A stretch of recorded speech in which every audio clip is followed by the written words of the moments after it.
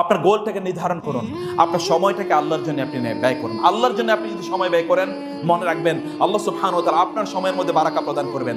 আপনার বয়সের মধ্যে 20-30 হয়ে গিয়েছে, আপনি কি করেছেন?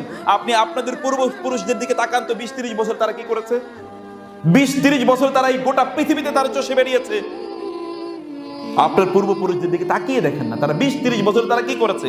আব্দুল্লাহ ইবনে ওমর, আব্দুল্লাহ ইবনে আমর ইবনুল আস অথবা আব্দুল্লাহ ইবনে আব্বাস, তাদের দিকে তাকান, তারা এই বয়সে তারা কি করেছে, তাদের অবস্থাটা কি, তারা দিনকে কিভাবে গোটা পৃথিবীর, অথবা আপনাদের যদি সবচেয়ে বড় আপনাদের পূর্বপুরুষদের দিকে তাকান, সেটা যদি আপনি আহমদ ইবনে হাম্বল, ইমাম মালিক রাহিমাহুল্লাহ, অথবা আপনি ইমাম বুখারী, মুসলিম, তাদের দিকে তাকিয়ে দেখেন না তারা এই বয়সে কি করেছে।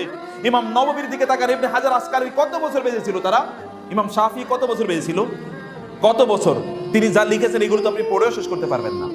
তারা তাহলে পড়াশোনা তারা কবে করেছে, সংসার তারা কবে চালিয়েছে, এবং অন্যান্য কাজগুলো তারা কিভাবে করেছে।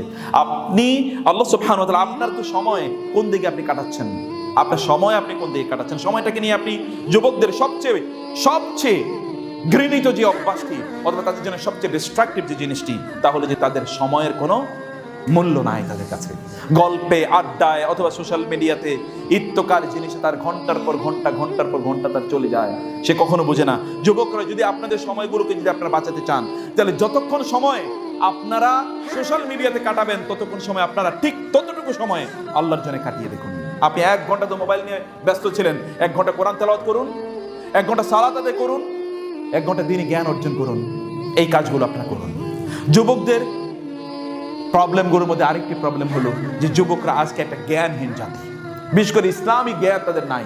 আপনি দেখবেন কেবলমাত্র দুনিয়ার জ্ঞান নিয়ে তারা প্রচন্ড ব্যস্ত, দুনিয়ার জ্ঞানে তারা প্রচন্ড জ্ঞানী। ইয়ালামুনা যাহিরাম মিনাল